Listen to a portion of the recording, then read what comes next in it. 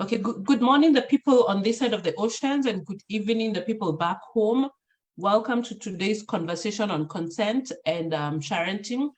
And as usual, we will start off with our small hotuba from Karen Sowon, who is Saya, and then and then we will continue. Saya, you're up.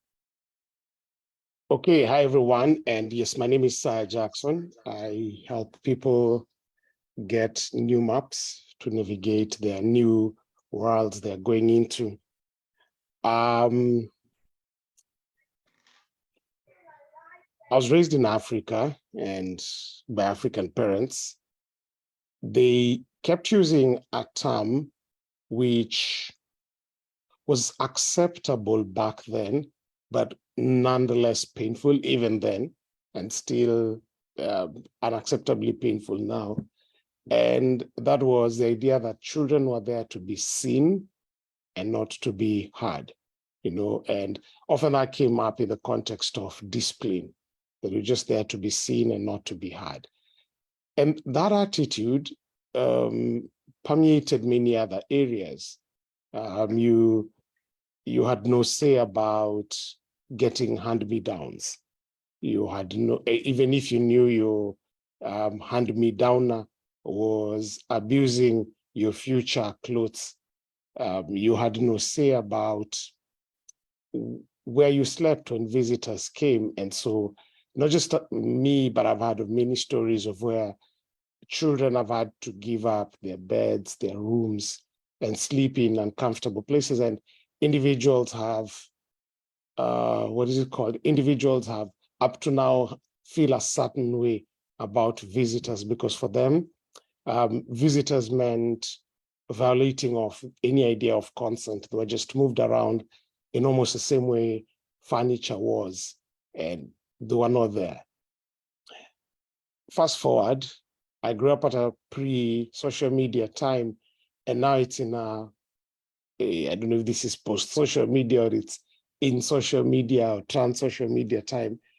And there are other, just like it has expanded opportunities for every other area of life. So it's the same domains of consent and what about parents, what about children can be shared, has also been expanded.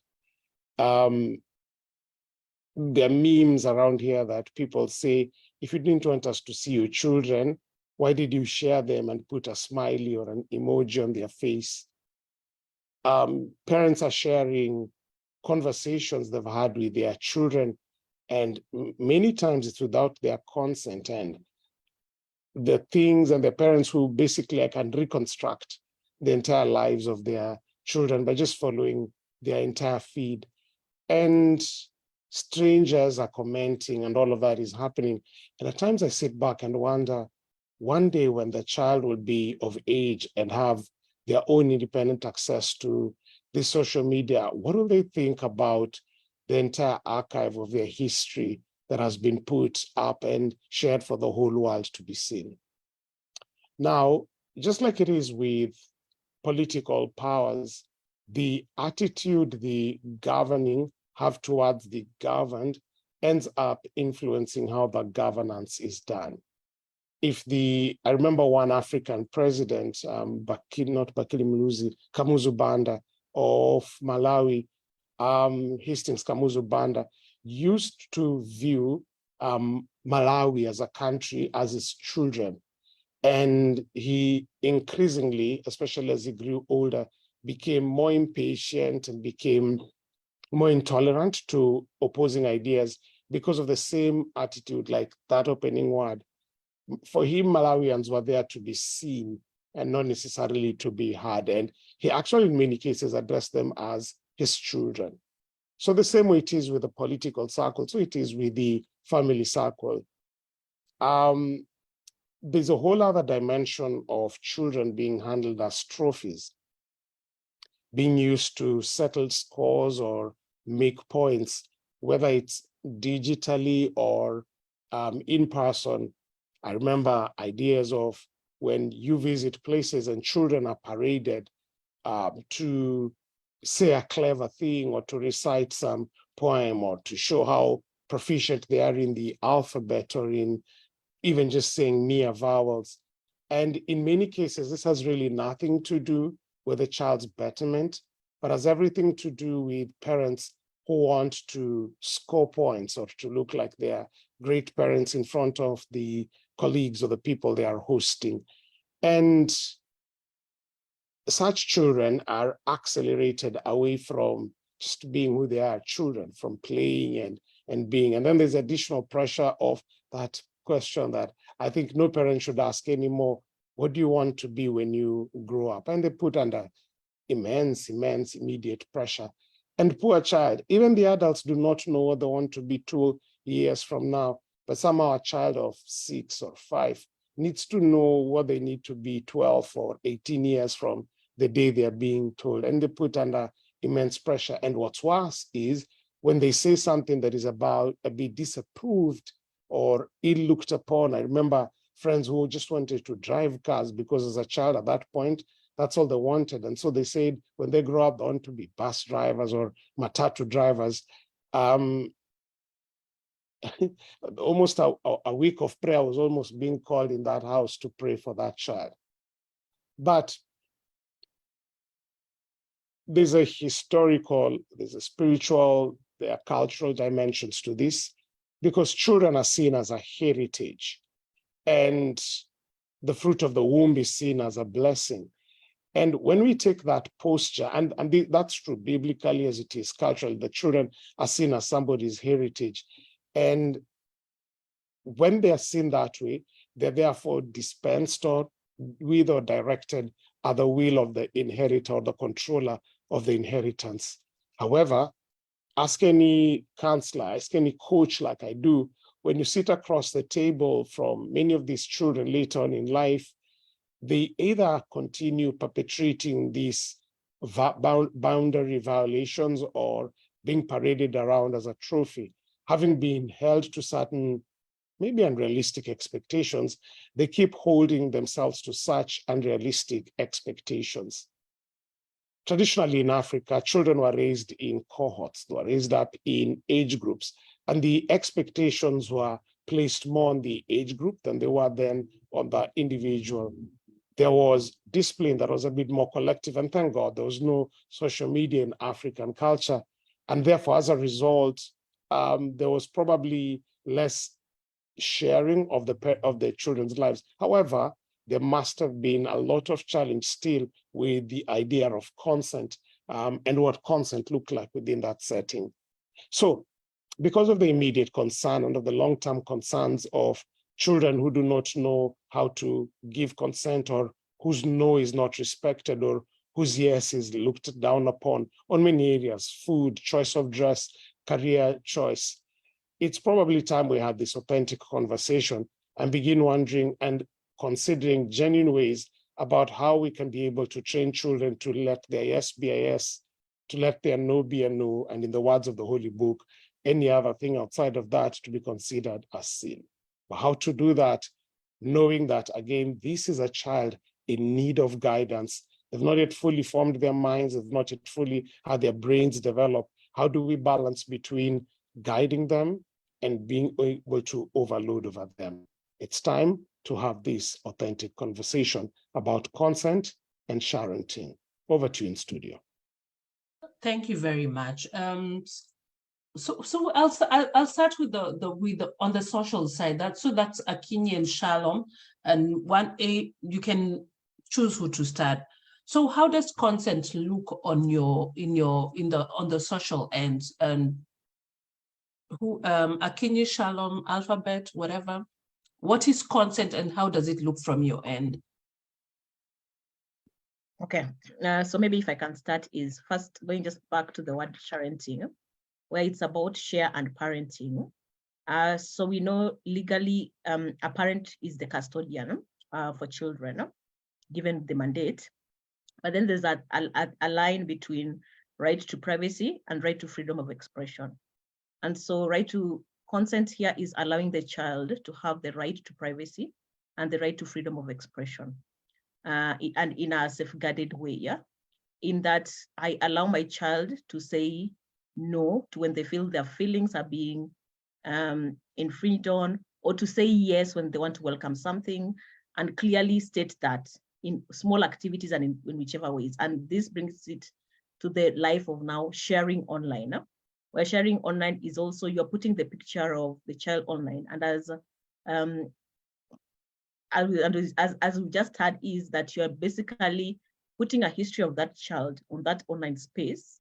So it's really a history of, does that child know what that will entail? Is what you're putting now, will it be relevant to the child, that child when they're 12? What will be the impact when they're 12, 13, 15, 20, 21, 22, and over? Because we know once you put something online, it can, even if you delete it, history remains, it can't be deleted. And so those are the conversations around consent. But then what does that mean for a child who really is too young to consent? Because then you even have smaller children. So I may ask you, as a parent, I may ask my small child who's 7, 8, can I put this online? But does that child understand what that means to them? Then that is a question that then as parents, we need to reflect upon. And also it's about also thinking about what is the ethical storytelling. So what ethically are we telling stories about these children as we put their stories online? There's the hype, there's the drive, it's like, you know, a person, let me just say cocaine. So the internet is literally our cocaine. So there's that excitement that we get as parents when we put children, when we look at their accomplishment. For some of us, it might even be our way of making money by sharing our own life. So it's a part of us making money for that. But as we think about all these things, it's about as parents reflecting on what is ethically right for these children. Because as an adult, I may choose, this is my freedom of expression. But what does it mean for that child? Does what I'm putting now have impact for that child tomorrow, 5 years, 10 years from now? And what will that impact be for literally their future? And then if a child cannot consent, basically that means that a child who doesn't understand, a child who can't consent is a child who doesn't understand what saying yes means. So they may be saying yes, but literally they don't understand what that means. So it therefore means even as I'm posting without them knowing what I'm posting, I'm literally infringing on their rights of rights of privacy and rights to freedom of expression. So I may hand over to Sharon before we. Yes, Shalom, same question. Well, we happen to be in the same space with Akinyi a lot. I mean, in terms of guiding parents and families in general on how to keep their children safe, much as her bent is more on the sexuality, mine is on life skills. So I think the thing I would add, because I mean, really, she has covered a lot of the bases. The thing I would add is sometimes when, again, because understanding that this is the era we are in, it is to get the parents to equip both themselves and the children to handle the consequences or any fallout that they may come as a result of having shared. So many times we are saying, we're having this conversation now, we all got into this social media space excited, you know, proud of whatever. So the same way we used to show off to relatives by, you know, when visitors came, you know, I think Ansaya has talked about that. When visitors would come home and then you're made to perform, you're the one who's singing. So what we just did was move that online and give it steroids. So are we able to then equip ourselves and our children to deal with the consequences of those decisions? So what we are doing and what I'm finding in my space is, if I have regretted and if I'm at a place of regret and I know that I probably need to pull down things, what's the effect of what Akinyi has brought up? It does not disappear. You know, I recently saw a picture of a friend's daughter, and she was being trolled because it had been posted very innocently. A young girl, she's, I think, in her early teens, but she had makeup on. And you see, there's a growth spurt that children get to where, you know, she was looking bigger than her age mates. And the picture was posted, but somebody took it and used it for something else. Right now, she was being praised for an accomplishment. So where it has been used was not the problem. The problem was the trolling that happened below that, you know, and she's being celebrated for something, having achieved something under 16s, and people are getting on just because the picture that was used, she had makeup on. They're calling her an imposter. They're calling her all sorts of names.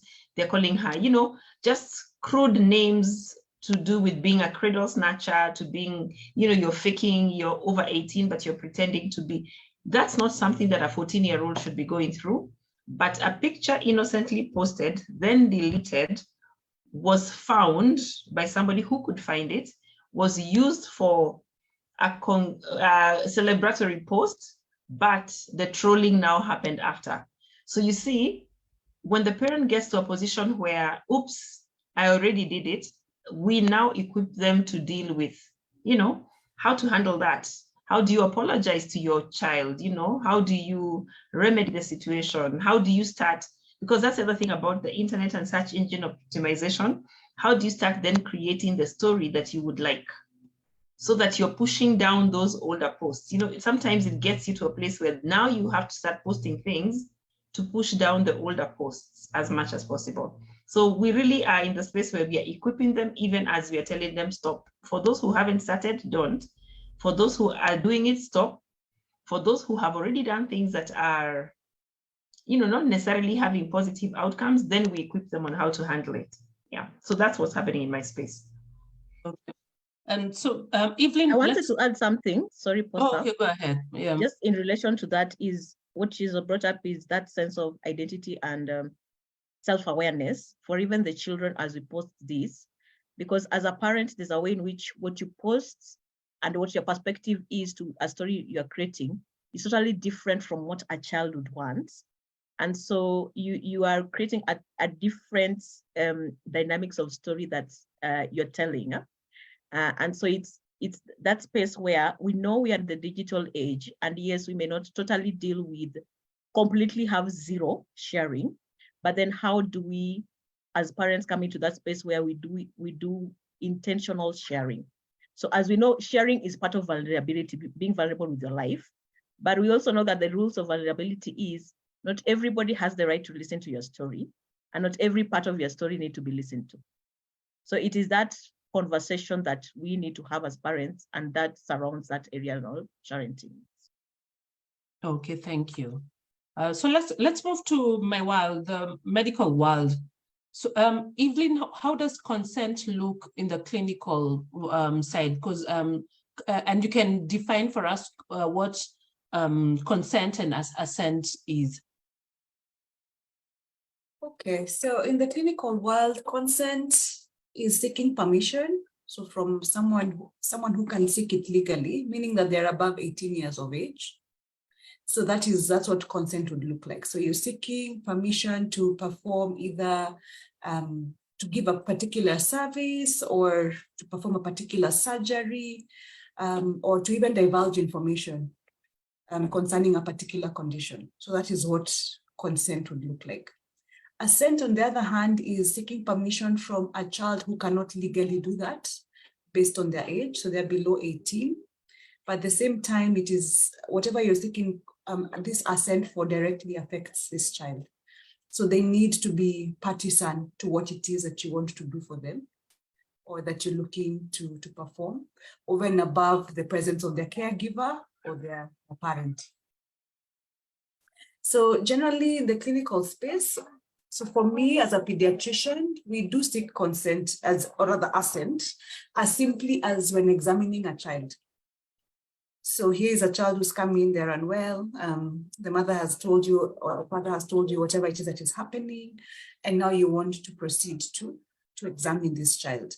I mean, we don't just sort of like burst into this child's space and just start to examine them. So we actually speak to the child, explain what you're doing, and seek approval if it is a child who can speak. Of course, for this very small, then do that through the parent. But any child who has capability of speaking or understanding what it is you're saying, then personally, I like to engage them and just let them know what it is I am doing. Then the other scenarios, like for instance, a child who has been diagnosed with, say, HIV, and maybe this is an adolescent. So you may not know whether this was the mother-to-child transmission. Did it happen because they're in school, amongst their peers and that kind of thing? Perhaps the parents don't even know that there's such a diagnosis. Am I still with you? Yes, you are. Oh, okay. Yeah, so the parent may not know whether there's such a diagnosis. So you need to seek consent if they're above 18, or if it's a teen, you need to seek assent to be able to give this information to the parents. Then when it comes to things like surgical cases, there's always a written document in the file that goes in the patient notes, whereby you have sought consent for those who are above 18, or also assent for those who are below 18, just to say that this person understands, first of all, what you're doing, understands the risks, understands the benefits, and they understand that the benefits outweigh the risks, which is why you're proceeding with the procedure, and that they're okay to go along with it. Okay, and this also extends to, let me put my hat for, I paid school fees. My mother, I didn't eat my mother's school fees. This also extends to patients who are unconscious, like in the ICU, ICU HDU cases in back home. You still need to talk to them, even if they don't respond. You need to ask. And in the West, like where I am, some states, the children who are already sexually active, even if they're underage, you can shut your ears, are allowed to seek contraceptive care on their own. Like the parent doesn't need to know. And you just need to consent. My children who are still under 18, I only drive them to the hospital, and I get like a summary of the visit, but I don't sit in with them during when they see the pediatrician, the dentist. Yeah, the conversation is between, because they are they can speak for themselves. So that consent looks like that. It's not Mama Geuka or Toto, come here, I give you this medication. You have to actively ask them. Saya, I just want us to touch a bit on the put on your pastor hat. I find that parents force their children to perform in religious circles, whether it's a song, whether it's a verse, whether it's an activity. What does consent look for children, that is, on the religious side? Karen or Saya, I don't know which. Yes, go ahead.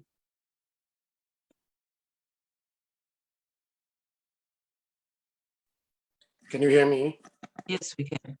Okay, good. So it's a very fine line, reason being, in many religious circles, as part of worship, things like reading the Bible, singing, all of those are a part and parcel of what's, it's the flow. It's the flow of it. So why I'm saying it's a thin circle is because, for instance, when the person at the pulpit says, can we stand with song number, or, the chorister comes and says, we will sing song number, this. Is it a consent thing? Is that person forcing the entire church? So it's a debate. It's up in the sky. However, there are, yes, instances where children are told, they're not asked, so they're just told, you will pray or pray for us, or they're told that sing for us that song you did. And so they're not, the phrasing of the language is not, would you like to, or could you this? It's almost a decree. And depending with power distance and the culture and all of those, the expectation is that when you come to church, that will also now, singing or praying or doing any of those religious things will be part and parcel of what's expected. But maybe we could do, or within church circles, we could do a bit better in learning to request, especially children, rather than expecting it of them. Again, also here, there's I do notice the difference between now having lived both in the West and in Africa. in Africa, telling a kid to pray is not seen as violation, or both by the kid and even by the parents. But in the West, where the expressive individualism is a bit more stronger, the expectation to request is a bit higher. So here is also, to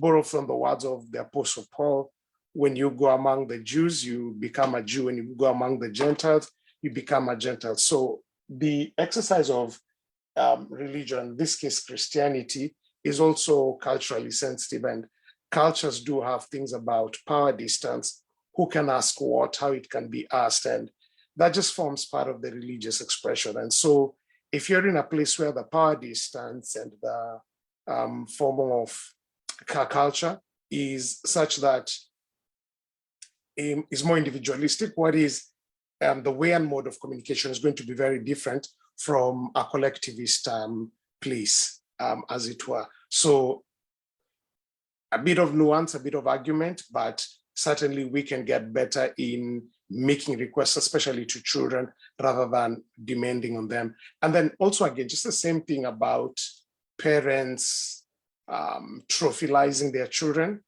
does do show up in religious circles. So you see it in, if the child is good at saying memory verses, or is exceptional at playing instruments or singing and stuff, at times the kid just wants to rest and stuff, but is trophylized, is the parent will be like, hey, come do this, you know, and the idea is not at that point worship, as it were, but the idea is show off. I think at that point, parents need to be equipped to go address whatever their insecurities or identity things may be, and not use worship or their children to try and secure plug that hole, and to do that while violating their beat. Then finally on this, it's a very fine line, because for instance, if I'm in church and I'm listening to a singer, say an adult singer, and I really like the way they're singing, and I'm saying, I flip out my phone, I record and share, nobody will be calling that sharenting.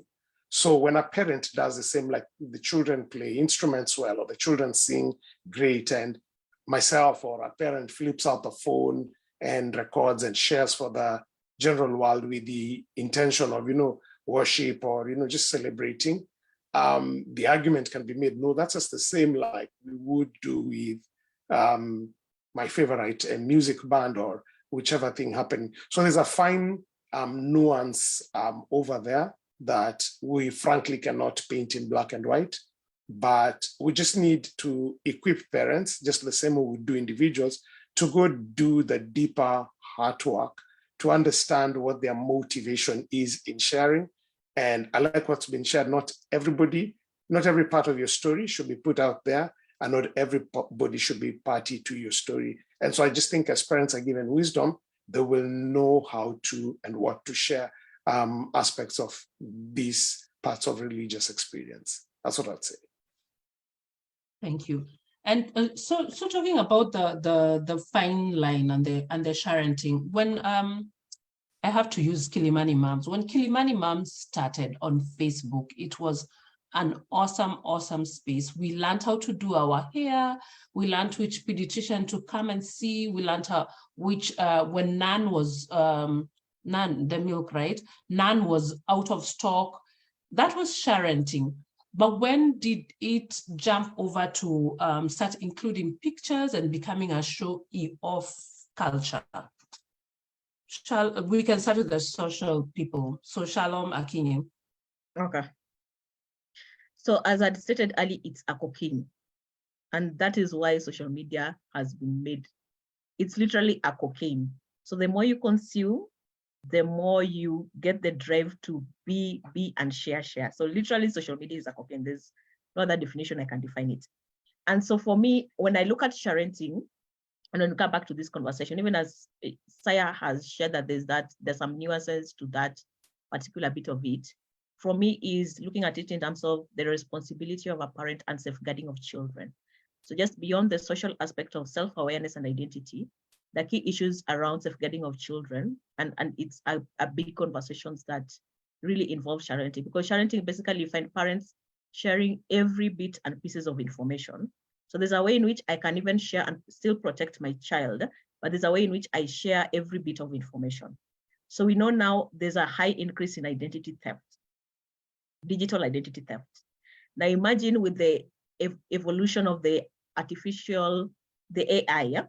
So, and you marry that now with identity theft plus physical theft. And why are these married? Because you find that most parents share every bit of story that you can literally just, like the physical, you can put one-to-one to the physical and the digital.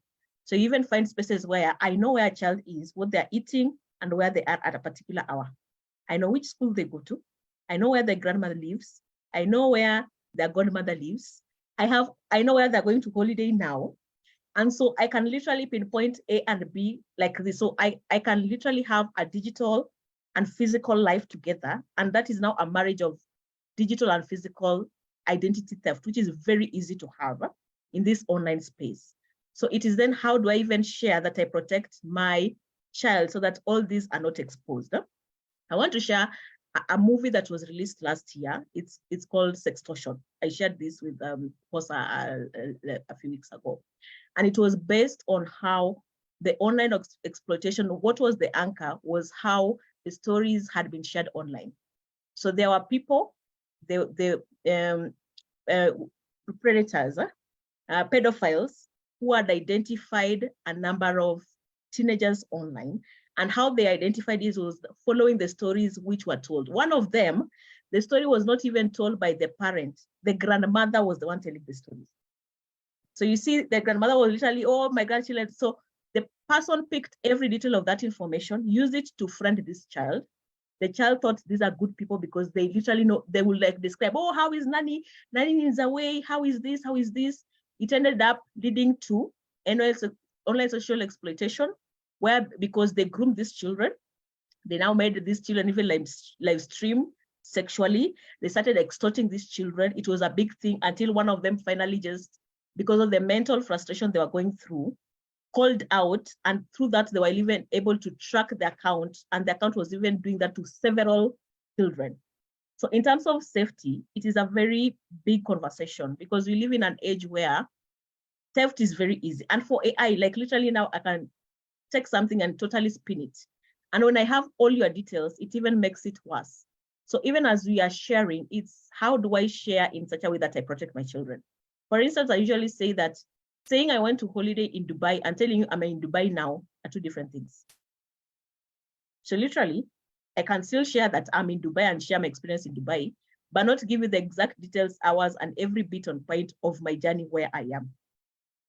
Because then that means possibly I'm creating a trail that anybody can follow, and through that, there's also aspect in which you even share things like schools, you share all those details for children, and then that literally affects them. On the other flip side, this year, we saw a teenager who committed suicide because the parent's life became part of his life. So the parent was exposed for what they were doing.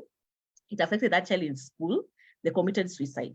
But you see, if that parent had done a separation where really it's my life, I'm an adult, yes, I can do what I want to post, but then I don't bring my child to marry those identities, because when you sharent, it means you've married the identity of your child to yours.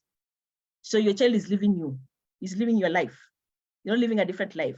So even as adults, and this is the most common thing that we tell ourselves is, why are you after me? It's my life. But the reality is, it's not your life, it's that child's life. So you are basically marrying that child's life to your life without even their consent. And if anything happens to yours, then it directly impacts to that child. So we even have those such cases that are very big learnings. And for me, it's about safeguarding your children. It's about the digital protection. I want to give this example is, how many passwords do you put online? On your Facebook, you have 2 passwords, right? Why do you do that? You do that to protect that account so that it's not hacked, okay? But when you literally just put the life, what password then are you putting towards your children's life? So then there's that way in which you're protecting this child. Even if I share, there's a password in which I'm putting that people can, like, I have a password. So what's the password?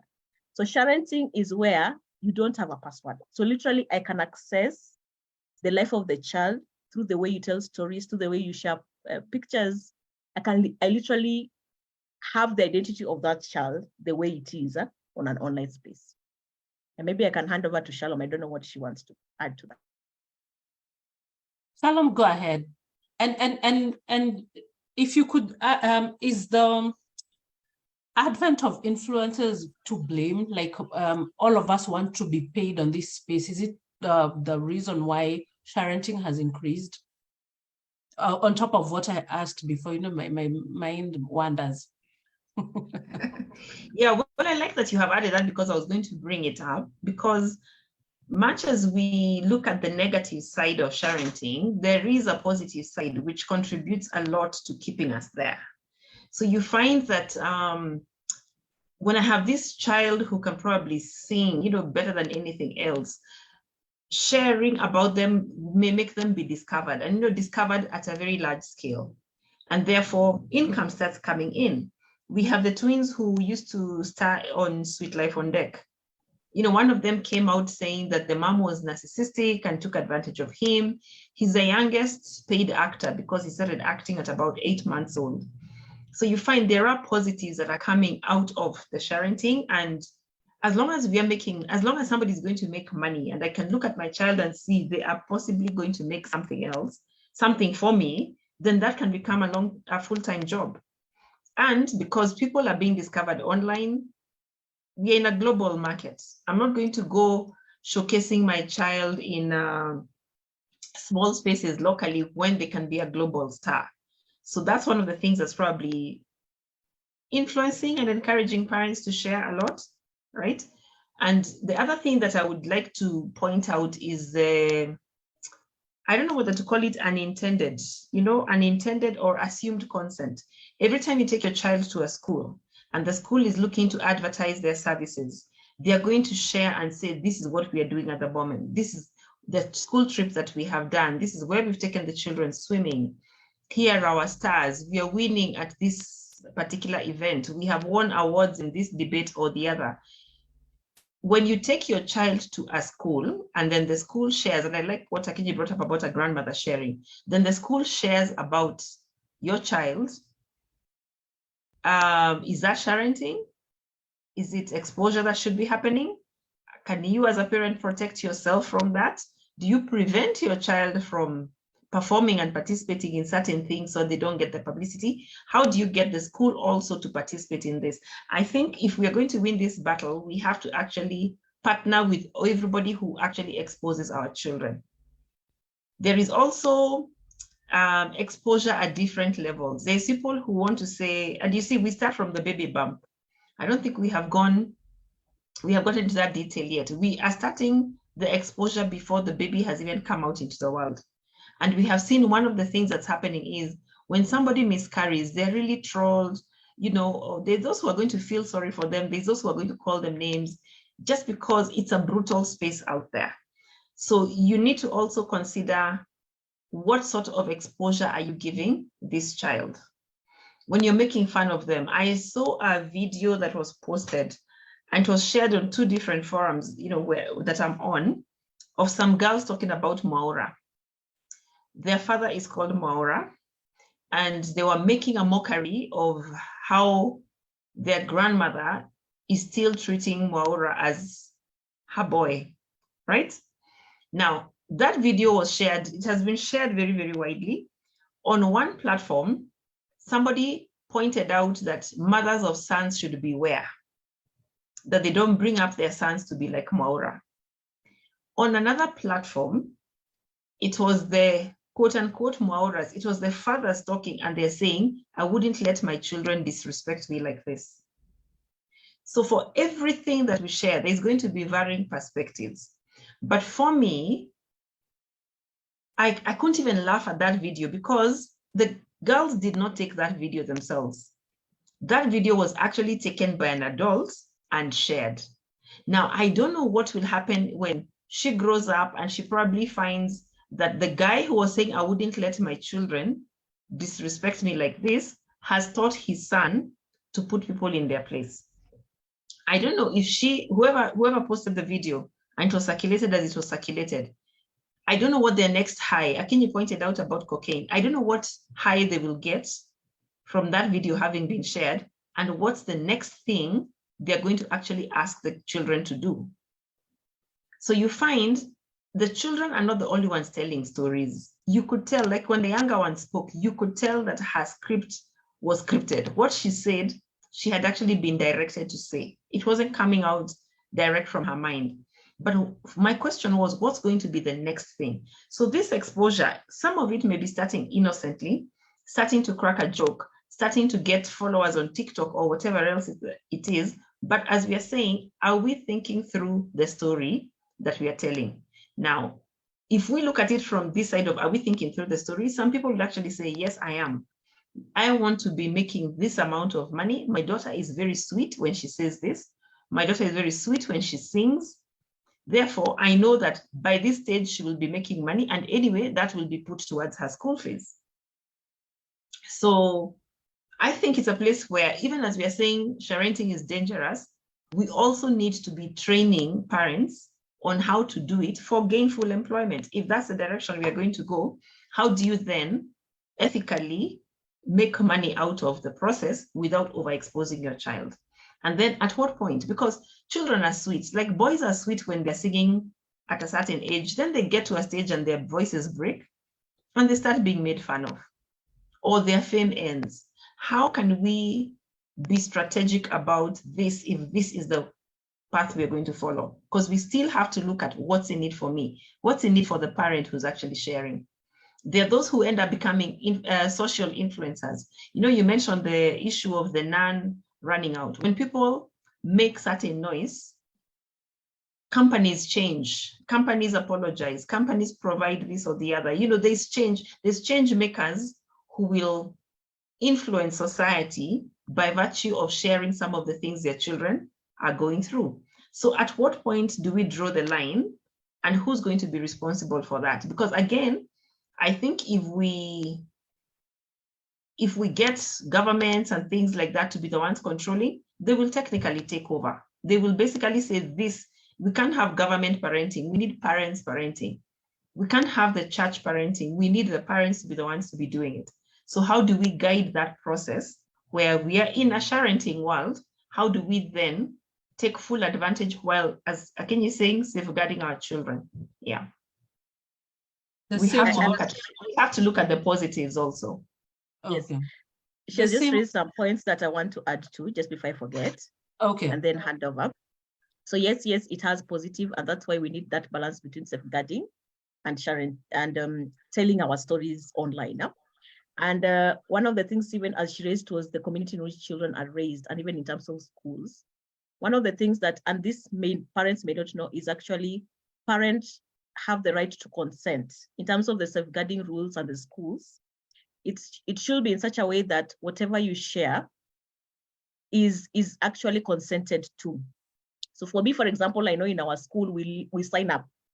So if I don't want my children to appear in any website of the school, I literally have the right to write no, and my child will not appear on those websites. So only children whose parents have consented appear on the website, appear on any public thing. You'll even find they do very selective sharing of images because parents have either said no or yes to. So it's literally that conversation that even parents need to have too. For me, it's even as you do influencing and making money is one, have I had the discussion with the child and told them, we can do this and this can be part of a career path you're taking. Yeah? So just having that information in that child so that they also know what kind of world and engagement is this bringing into. And I think for even that story you shared, Shalom, is I think it's that parent trying to bring out these kids as actors, because I've seen more than one video from them.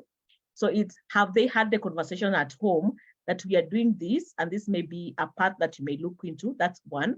And for me, it's also that part where, as I said, is you don't create a digital plus physical one-to-one. So for me, that is the biggest thing about sharenting, is that creating that where I can put one-to-one, even as I share stories of children online, and maybe sometimes even as educators, you've seen something, so you want to share about a child, but then how do I do this and still protect that child?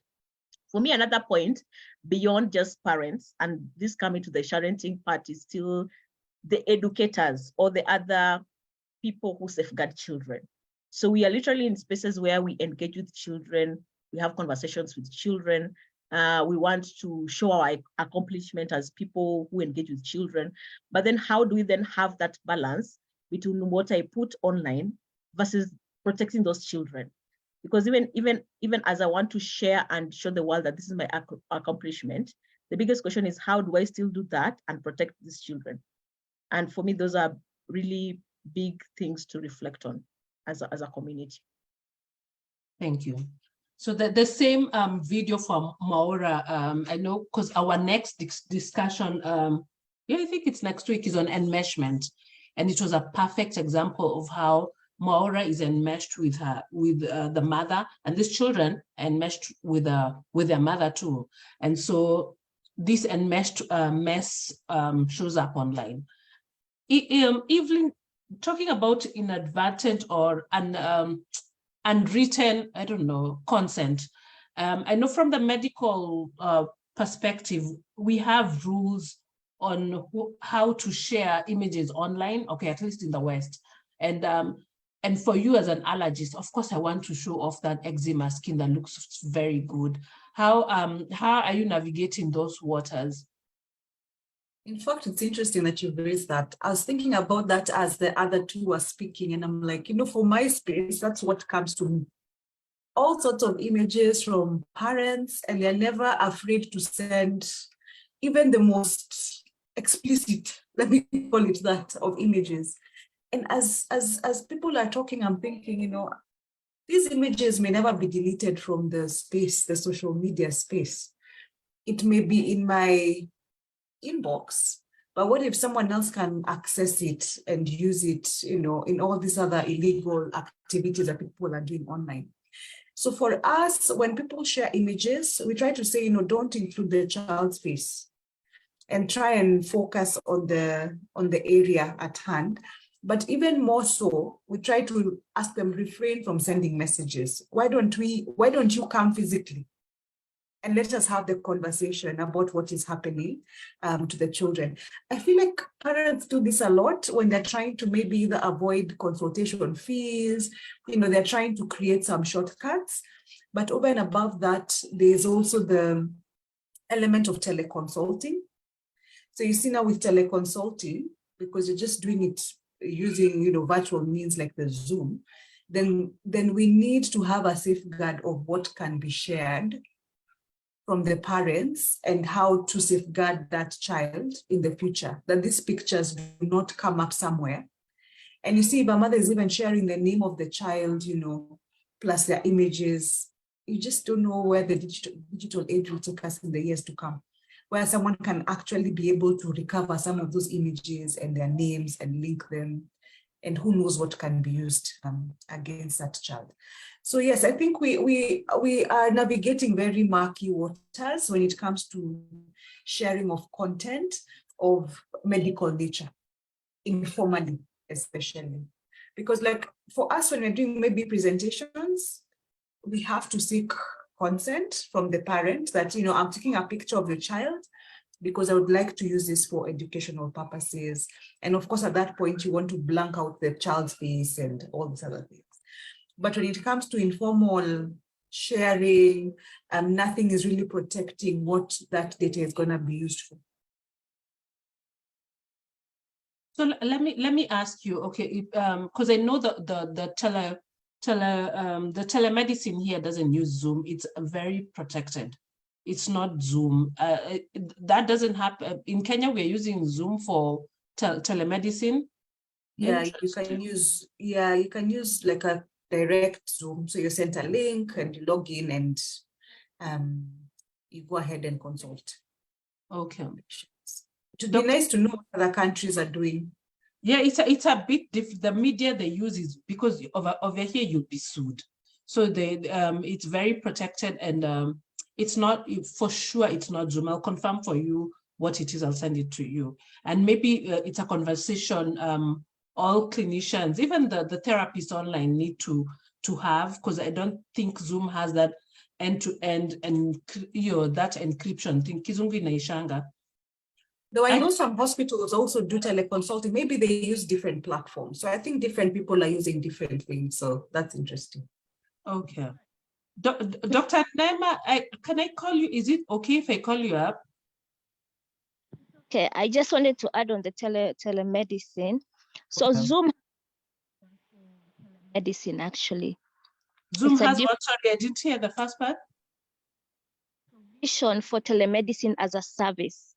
So it's a license that you can sign up, and the payment is completely different, and they give you all the protection, but you can still use their platform, which is much more protected and much more safe, specifically for medical telemedicine purposes. Okay, and because you're on the autism space, would you kindly just talk to us about what you're seeing on that end? Are people, because I feel like a lot of people, children with disabilities, whether visible or invisible, are being, what is it called? Abused, and their images, everything is being used by and exploited by both their parents and sometimes even clinicians. Could you care to comment about that? Oh, yeah, so parenting and sharing, it's a very gray area, because just like any technology, I don't think if sharenting is going anywhere. I think sharenting is here to stay. And I like what Munyiri, I think Shalom is Munyiri, yeah? Yeah. The thing is equipping the parents on how best to protect the children. Now, looking at autism and special needs, it is true. We have so many groups of autism on different social media platforms. And literally everyone, whenever they share pictures and videos and, conversations with their children, it's everything. Like, you can see the face of the child, you can see the details, the name, the age, sometimes even the address, the street, like all the details of the child is usually there. So the question is, can you ask consent on a child who has special needs? So that's going to be the first question. Can you actually even ask that consent? So usually, what you're looking at is, how can we equip the parents to be able to protect their children?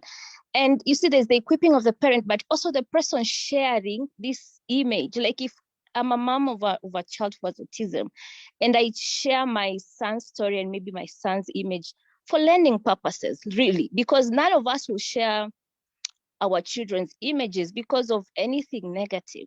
Then a person comes and picks it and shares it out there for their own, but I don't know, the way they, as I think it's still Shalom who said, different perspectives, the way they look at things differently, and they completely twist the story.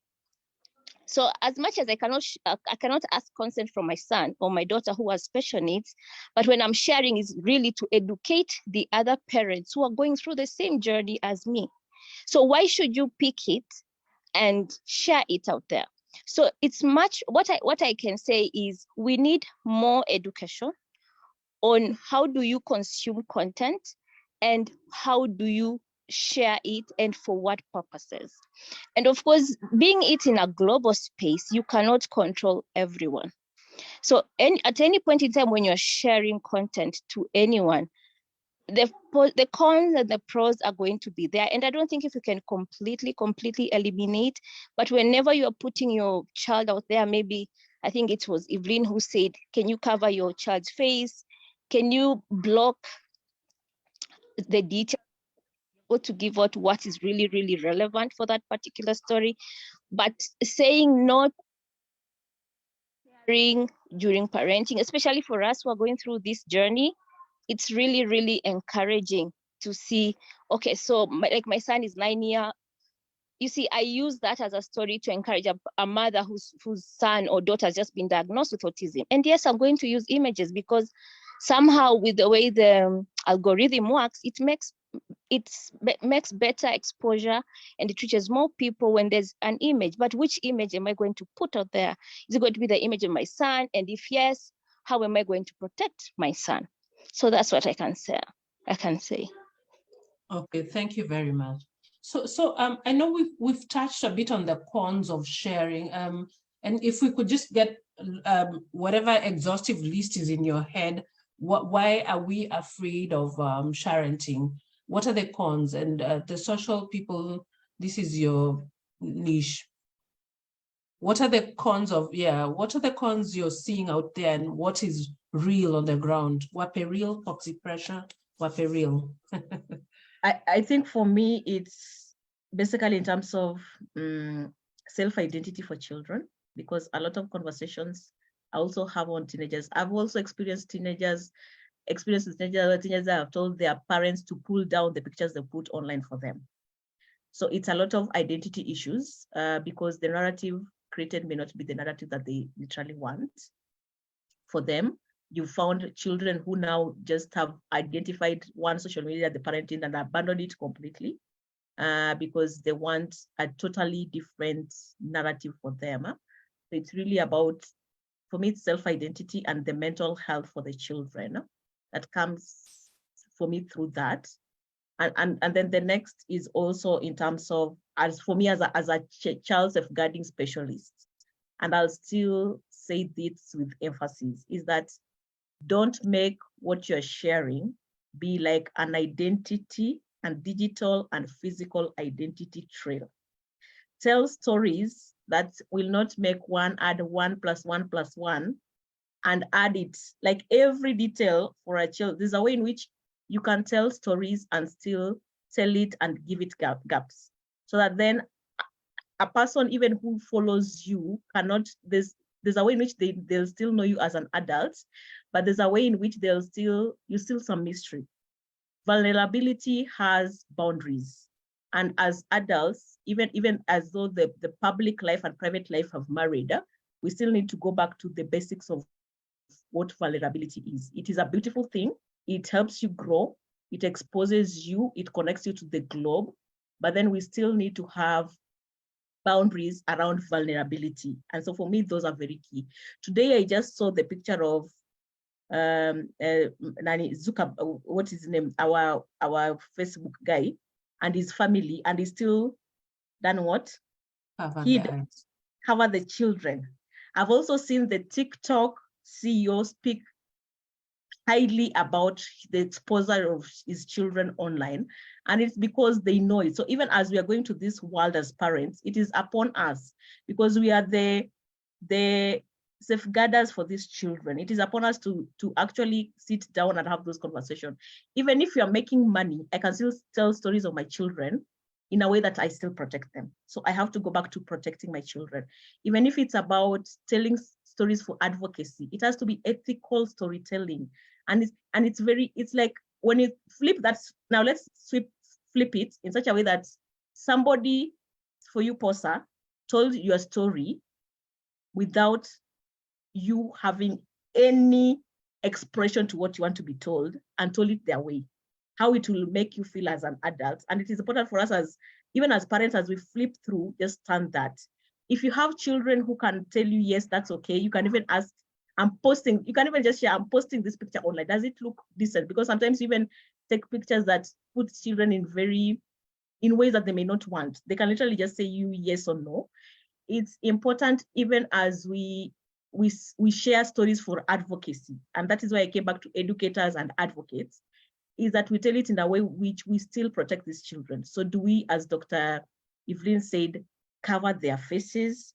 Do you even sometimes just take maybe pictures from back end?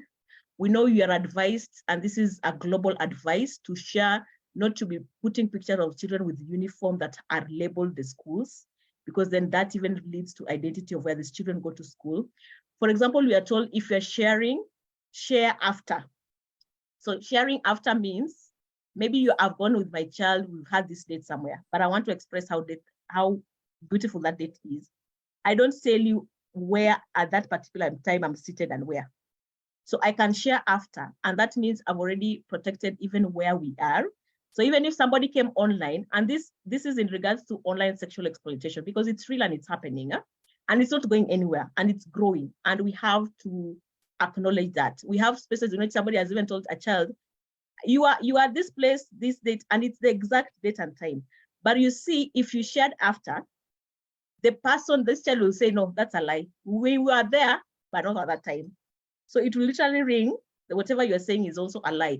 So it's also the ways in which we tell. And yes, sharing online will not go, but the biggest conversation around sharenting is not you completely having pictures online, but it's about having excess sharing of stories and having that trail. And for me, I'm a very keen advocate for it, because I've gone through child safeguarding training. And for me, the reason why I even stopped sharenting was when my children were just small.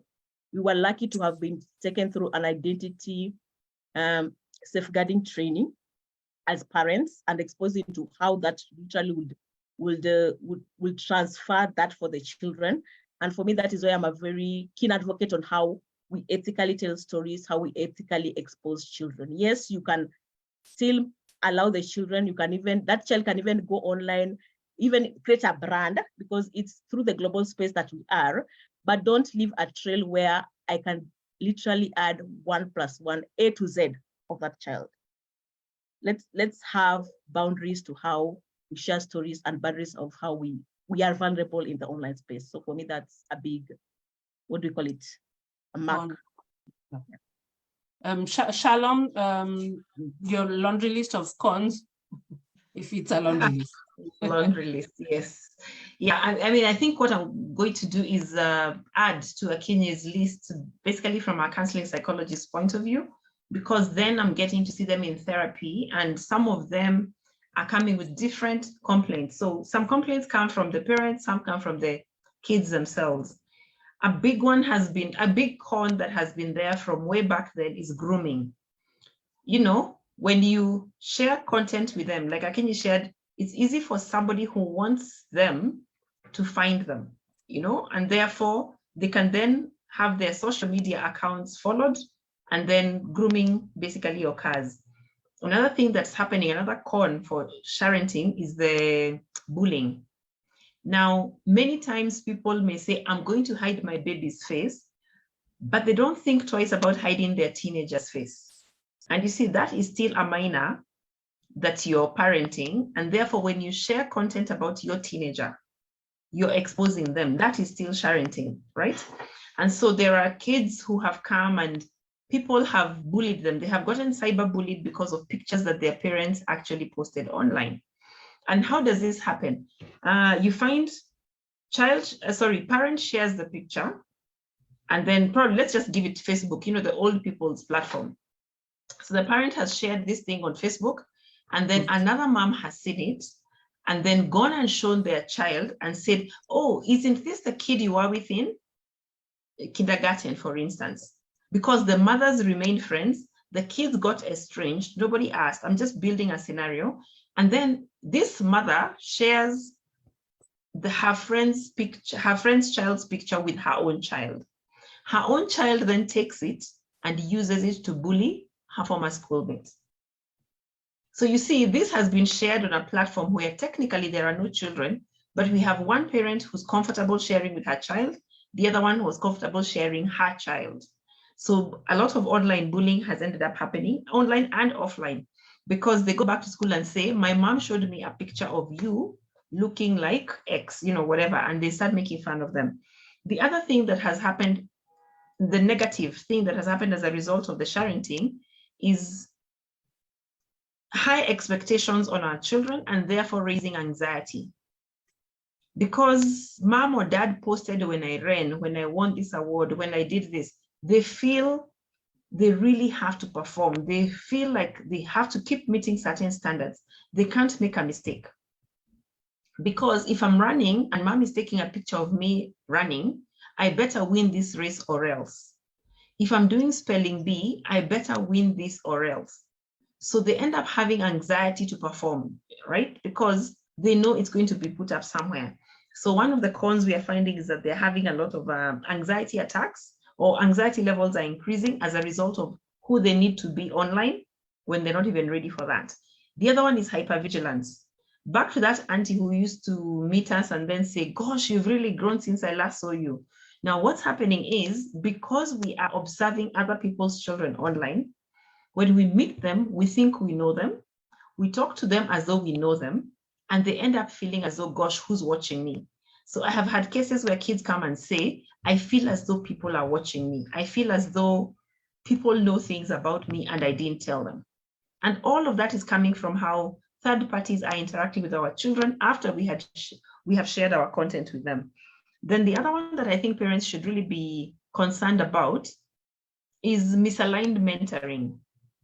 The more you share things about your children, the more, back again to that perspective I was talking about, the more other people have different perspectives of them. And therefore it becomes very easy for me to approach your child, even if it is offline, by the way, approach them and tell them, can I mentor you in this and this way? And it's not going to be that direct, by the way. It's going to be similar to grooming, but I'm able to tell them, these are your rights. This is what your mother said. This is what I think you should be doing. So we start influencing children based on things that we have seen online. Yeah, so that's amongst the many cons. We are increasing their anxiety. They're becoming more hypervigilant, worrying about that they're getting bullied in spaces that they shouldn't be bullied. And all of it is coming from that grandma who shared and then said, look at so-and-so. Yeah, so the cons are many, but those are the ones that come to mind at the moment. Evelyn, I know there's no ICD-10 diagnosis of parenting, but what are the cons you're seeing from your end? I think for me, what I would say is, as Shalom has said, like social anxiety. So anxiety to perform, to be seen in a certain way. Even those children who probably have brands already online, I think there's just too much pressure to perform and to be better than the other child who's probably doing something similar to you. And clearly mental health has become like one of the largest issues that we're currently dealing with across all age groups. So from the very young to the old. And we're seeing people committing suicide because they were not up to speed, they felt they did not meet the mark, whatever this mark is. So I think this sharenting, there's just too much pressure. So you're trying to see, what's my neighbor's mom doing for her child? Can I be able to match up to that? Or what's my mom doing for me? And what am I able to do myself as compared to my colleagues or my fellow classmates? And there's a lot of competition. So when growing up, we had healthy competition for different stuff, like spelling or, math competitions. But now it's like, it's just become, it's too much. Now it's affecting people's images, what they feel about themselves. You end up with children who may even end up with food disorders, children who are not sleeping because they're trying to meet a certain, they're trying to do something on social media. They're not concentrating on their studies because they're also, their minds are in social media. So you find even performance in school is greatly affected. And all these things, in addition to what my colleagues have said, I think those would be the cons from my perspective. So sleeping disorders, food disorders, psychological disorders, anxiety, depression, and even suicide. Okay. So let's do the pros and if we can teach people, because we've decided no, sharenting is not going to stop, right? So let's do the pros and how to make it safe for everyone. I know we've touched on it, but like again, Ratiba, laundry, a list of what we can do, the pros and how to make it safe. I think the pros is basically one is like having that global connection for your child. So it literally means that your child doors can be opened in whichever line you want for them. It's basically that door opening. But for me, then it's finding that balance of how then, because even this child, as you're sharing this, and as all the other panelists have shared, is they're going to be that anxiety. So then as a parent is, how do you intentionally manage and help your child cope between this world of being exposed and in whatever they do. So trying to find that balance, because even when we go to the old days where we didn't have social media, we know of the history of children who had exposures very early, and the impact it even had. We saw many of them engage in drugs abuse because they couldn't handle it. The exposure was too much for them. They couldn't handle everything around them. So it literally still, that physical world has now doubled. So even as you expose that child, as they get all this connection and all this conversation, it's still about how then do you help your child still, what I can say, detox. So detox from all that hype, and it has to be an intentional journey. Are you as a parent actively helping your child detox from all the hype they're getting even as you expose them online? Shalom. I'll take the angle of when we share negative things, like we share my child has been kicked out of school because of doing ABCD, when we share the negative stuff that's going on in our children's lives. We have kids who have been caught basically having sex with their cousins, we have kids who have been caught doing things. And then when somebody shares that online, there's a pro about finding help. Sometimes when we share things, negative things about our children, we actually get the help that we need. So there's that's also happening. You'll find that somebody was saying, I was struggling with my child's school, they were not studying a certain way. But when I shared it online, this is what I was given. I was, like Evelyn had talked about eczema and things like, I think it was Posa who mentioned, when you're sharing an illness or a struggle or an irritation, just something that your child is going through that's on the negative, you may actually get help doing it. But I think we'll still have to keep directing us back to, what do you share? When do you share it? How much do you share? Because there is the pro of, we will support it. We're living in a global village. And we say it takes a village to raise a child. The village has just really expanded to the people in billions, right? So yes, there is the pro of actually getting help. Now the idea becomes learning how to actually ask for that help in a way that still keeps your child protected. Because if you say, my child is doing a certain thing, let me see, my child has been kicked out of school, we may need to know what their age is to know how to help them. So you see, you may need to share some detail of, my son is the one, as opposed to saying my child, you may have to say, my son who's 80 years old has been kicked out of school, or my daughter who's 17 has been kicked out of school. Now you see, the context changes and you get advice based on the different circumstances of your child. Why have they been kicked out? This one was bullying, this one was accused of one thing or another, because we still have the cultural issues happening within schools that's getting them kicked out. So you may get help if you share a little bit more, but you don't have to share their name. You don't have to share their face as you're sharing the story. There are things that you can hold back as you share and still get the help. So for me, that's a second big pro. Besides the child being discovered, there is help that you can get out of sharenting. Yeah. Evelyn, pros and how to steps to make it safe. I think from a medical perspective, I would say a pro would be advocacy. So as Dr. Lema had mentioned, so there are those patients who are going through certain conditions that other mothers may not even be aware across the different disciplines. So being able to share some of this content in a safe way will help mothers know, number one, that they're not the only ones. There are other children who are experiencing probably something similar to them.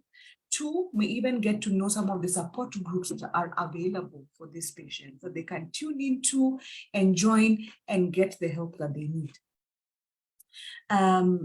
In terms of now how to safeguard that, I think many things have been shared by Akinyi and Shalom on how to make it safe on the social media aspect, how to take the angle of your child, not to put things that can be, like it can be, the dots can be joined together and you can have the full story of the child.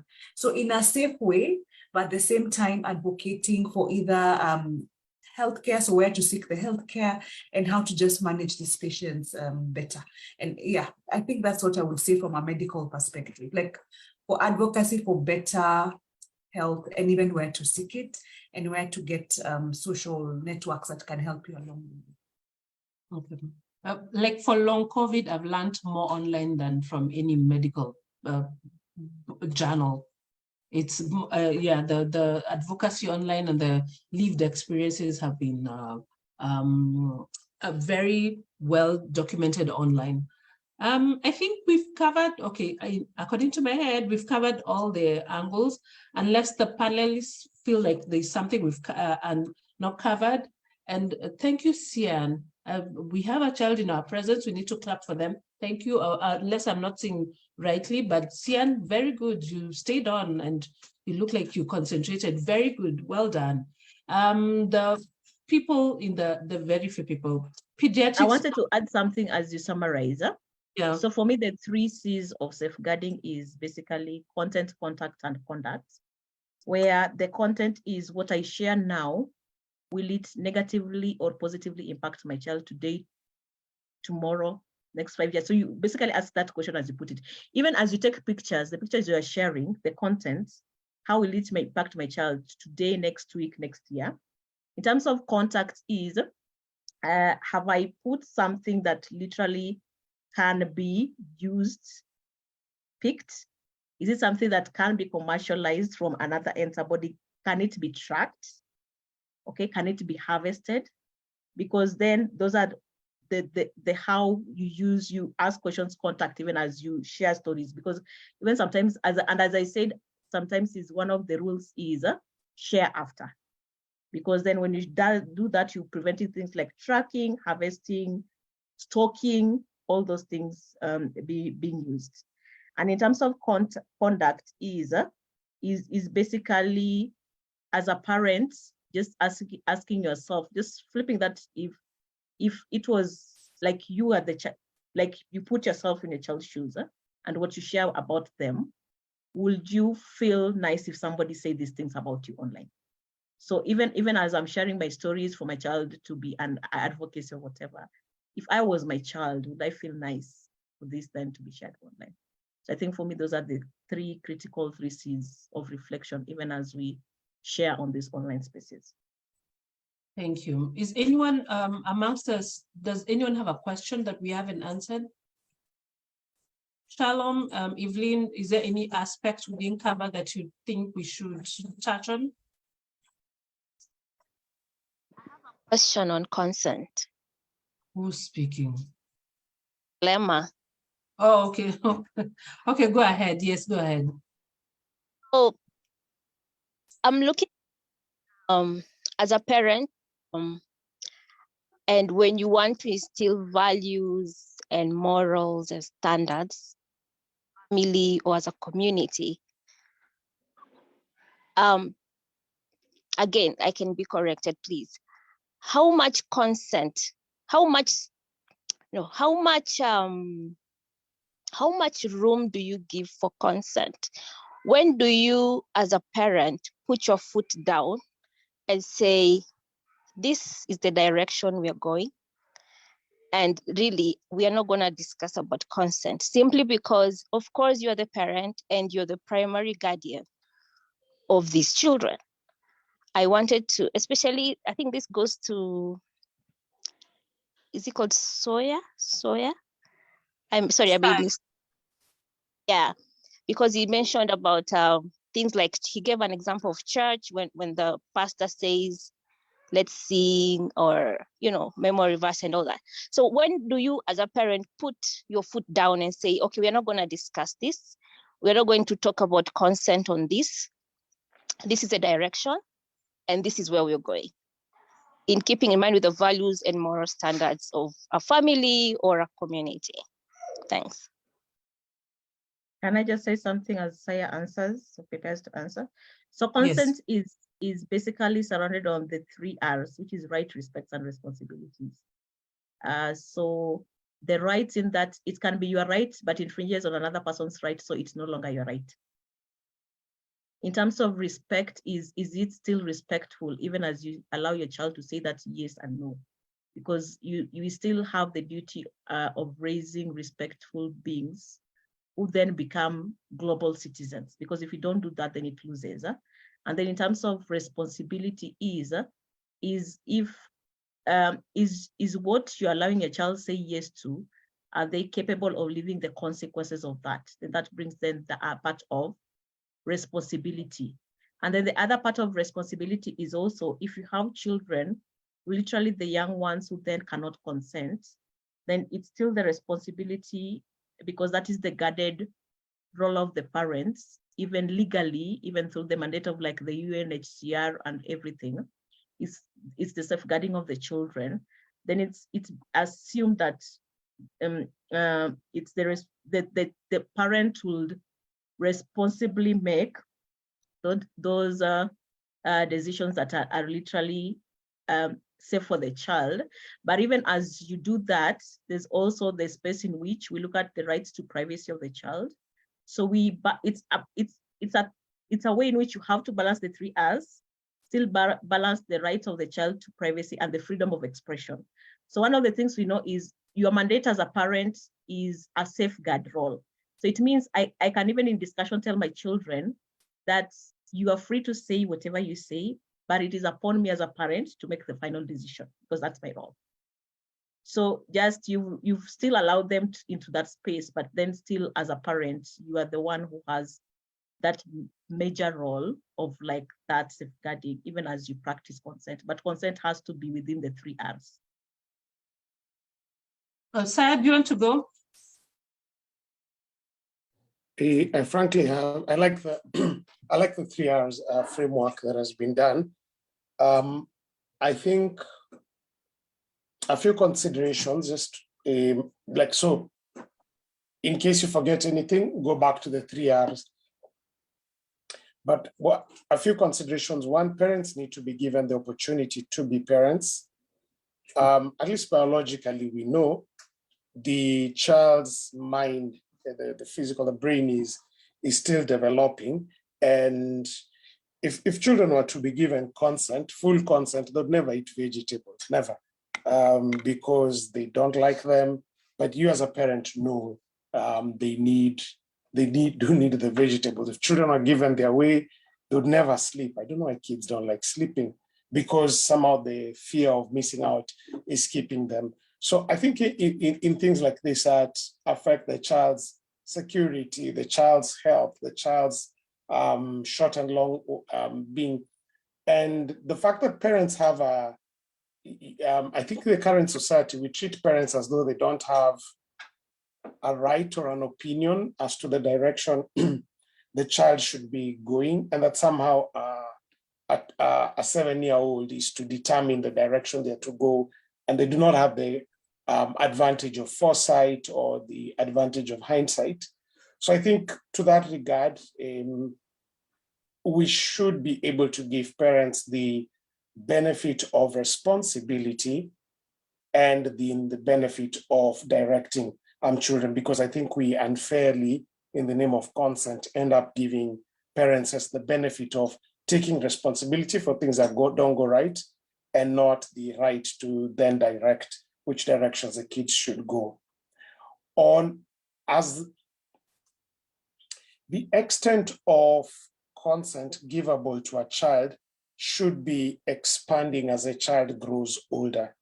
Okay, as a child grows older, there needs to be an increase in the balance between responsibilities and consent. So as a child is able to take on a bit more of responsibility, like that's when now you begin to negotiate and tell them, okay, do your homework. And when you do your homework, then you can be able to do X, Y, Z. When a child is 4 years, 5 years, that may not really be the case. You just have to tell them, sit down, do your homework, or wake up, it's time to dress and do the X, Y, Z. So I don't think the whole consent thing is fixed in stone for a child. It is matures as the child is able to mature in the responsibilities they take and the growth they have, then they're able to understand more the relationship between cause and effect. And then I think on matters of just pure, there are matters of principle, things like respect, things like honesty, things like hard work. I think parents should be a bit more firm as a rock on matters of principle. And then there are matters of preference. Do you want a red toy or a green one? Do you want this flavor of ice cream or the other flavor of ice cream? I think children should be, the best place for them to begin exercising more of consent is on matters of preference, so that the parent does not become conscience and arbiter for everything. So the parent can actually become, can help the child exercise their own conscience, beginning on matters of preference, things like color, sitting position and stuff. And then back to the previous point, which is then as a child grows and becomes more mature, they're able to take in more of the consequence and stuff. And I think there's wisdom. There's wisdom in the Swahili adage, asiyefunzwa na mzazi hufunzwa na ulimwengu, that he who's not taught by the parent will be taught by the world. Home can become a place that models the relationship between cause and effect, as it were. On the digital media space, I'm not a guru on that, but I think what should happen is any parent who wants to share their children's life and everything online should express, this is me borrowing from my Christian tradition, the golden rule: do unto others, and your children are really others, what you'd really like them to do with you. So just consider, when you will become old and needy, or when you're in a most vulnerable situation, do you want your children recording that and putting it to the world, or do you want them to manage it in a different way? Do you want them to share it with specific people with a specific goal? And so when the tables turn, how do you want it done? And when you think about it that way, it then can inform what's the best way and what's the best policy for you to prosecute right now that you are the one in power. So I think considering of the golden rule would be helpful in that regard. In addition to the base agreement on the 3 R's, those are a few other perspectives I would add on the question of consent. And if I may also add one thing, sorry, Posa, Yeah, is go ahead. we usually talk about consent, but we don't talk about boundaries. Consent cannot be talked about without boundaries. They are a marriage. They have to be together. Consent and boundaries have to go one to one. Yeah. Back to you, Posa. Yeah, I'm trying to share, because you don't, oh, here it is. Share. So we did this on our parenting video a long time ago. It's the 3 R's. So we have 2 sets of R's. So there's this set of R's for the regulate, relate, reason. You have to regulate your child, then have a relationship, then reason. If you follow these steps, there would never be an issue about getting consent. The child is regulated enough, you have a relationship with them, they already know which direction you're gonna take. When you follow these steps, please visit our parenting video. You will have no problem having that conversation on consent, and your child won't bully you, and you'll have a consent, that a shared agreement between the two. Sawa sawa. Haya, tufunge kituo. Pediatrics is hated by everyone except mothers, and we can see that they're the least paid professionals in the US, and yet children become adults. But please share this video, and Saya tufunge kituo. Asanteni. Saya, that next week conversation is on enmeshment.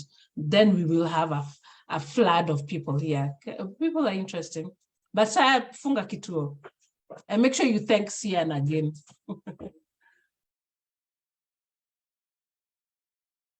Saya, umelala. Okay, I'll have to close the studio because Saya is pooped out from, he's been having a whole week of preaching. Last night, I think he got home at midnight. As usual, thank you very much. Thank you, Evelyn, the new entrant. You know, I will drag you here. Just ask Shalom and Akinyi. Thank you for the people who've joined us today. Nema, thank you for contributing. Sian, thank you, very active. Make sure your mother buys you bullied your mother to buy you a present. Thank you. And next week, we're going to have a conversation on enmeshment. You can join us. Please share this video. And today, I don't think we'll have a postlude because we are very few. And as usual, asante sana, and may you be richly rewarded. Shalom and shalom. Bye-bye.